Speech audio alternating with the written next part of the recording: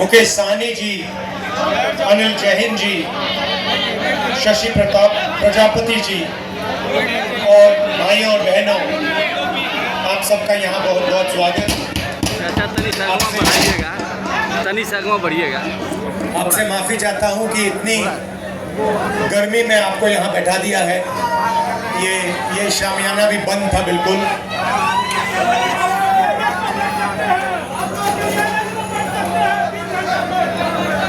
कुछ साल पहले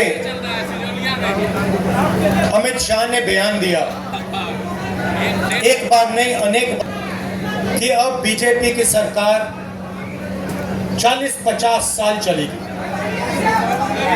हाँ, और कि ये व्यक्ति कैसे कह सकता है,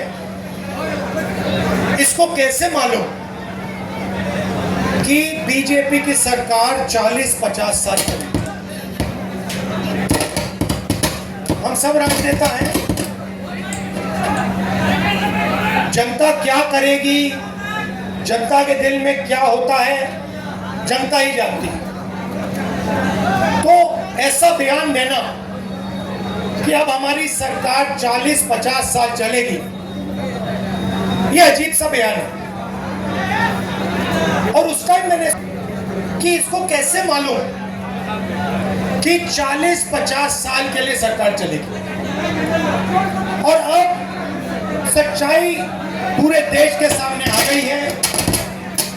वो ये बात इसलिए कह सकते हैं कि वो वोट चोरी करते हैं, और ये चोरी इन्होंने अभी नहीं चालू की। मैं आपको बता रहा हूं, एक दिन ये आएगा बाहर। ये चोरी सालों से हो रही है। ये चोरी गुजरात में पहले शुरू हुई, उसके बाद 2014 में नेशनल लेवल पे आई, उसके बाद चुन चुन कर ये लोग स्टेट जीतते हैं और हरवाते हैं। और ये बात मैं नहीं कहता था क्योंकि मेरे पास सबूत नहीं था, क्योंकि मैं आमतौर से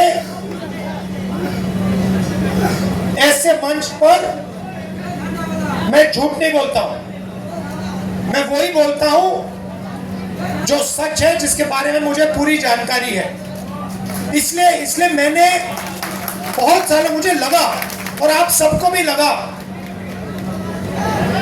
मुझे लगा कि कुछ ना कुछ गड़बड़ है। मगर हम जिम्मेदार राजनेता हैं, तो मैंने कहा जिस दिन तक सबूत नहीं मिलेगा उस दिन तक मैं खुलकर नहीं कहूंगा कि वोट चोरी हो रही है। और फिर क्या होता है,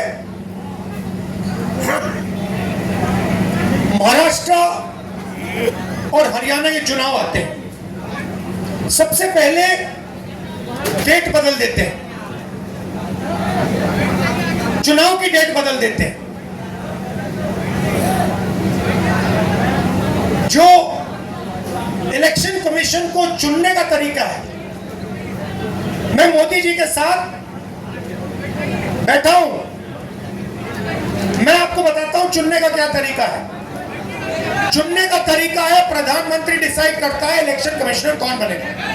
वहां पे विपक्ष के नेता को बैठा देते हैं, वो सीधा कहते हैं भैया हमें लग रहा है कि इस आदमी को बनना चाहिए, विपक्ष का नेता रोक नहीं सकता। फिर 2023 में, भैया शांत हो जाए, 2023 में बीजेपी ने एक नया कानून बनाया। क्या था कि इलेक्शन कमिश्नर पर कोई केस नहीं लगाया जा सकता है।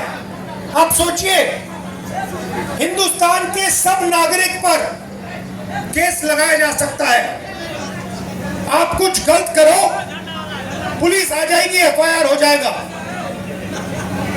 2023 तक इलेक्शन कमीशन और इलेक्शन कमिश्नर पर केस किया जा सकता था। 2023 कोई जुडिशियल कार्रवाई नहीं की जा सकती, कोई केस नहीं लगाया जा सकता। अब आप पूछिए अपने आप से कि ये कानून क्यों बनाया गया? चोरी करवाने के लिए, कि ये लोग बिना डरे चोरी कर पाए। तो महाराष्ट्र में इन्होंने क्या गलती की, ये थोड़ा ज्यादा कर दिया। गलती से ये डरे हुए थे, तो इन्होंने कहा कि भैया महाराष्ट्र का चुनाव है, हरियाणा का चुनाव है, इसको जीतना है। इन्होंने चोरी थोड़ी ज्यादा कर दी, हमने पकड़ ली। जैसे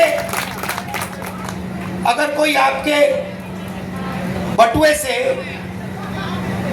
10 रुपए चोरी करे, शायद आपको पता ना लगे, मगर अगर एक दिन आपके बटुए में से 1000 रुपए गायब हो गए तो आप कहोगे भैया ये तो किसी ने चोरी की है। यही हुआ हरियाणा में और महाराष्ट्र में।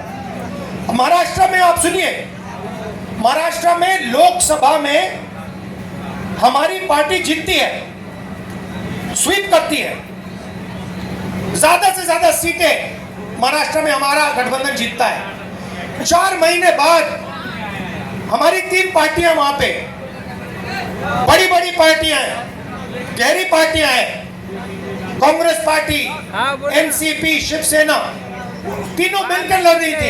जाम है गेट, गायब हो गए, तीनों के तीनों गायब हो गए। आएगा अंदर, मतलब हमें 15 सीट मिल रही है, जाम है, गए थे अभी। शिवसेना को, एनसीपी को मिला, सबको मिला के तो रुको ना, 25-30 सीटें मिल रही हैं।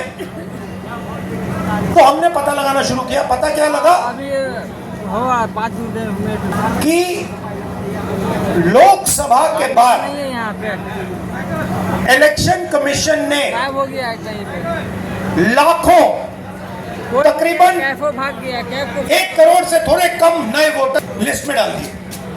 घर जाएगा, क्या करेगा तो? नए वोटर लिस्ट में डाल दिए। अरे तो क्या, और जहां भी नए वोटर आए बोलो ना, वहां पे बीजेपी जीती। हमारे वोट कम नहीं हुए। रुको इनका स्पीच खत्म। अगर लोकसभा में हमें 100 वोट मिले, विधानसभा में हमें 100 वोट मिले, रुको रुको रुको रुको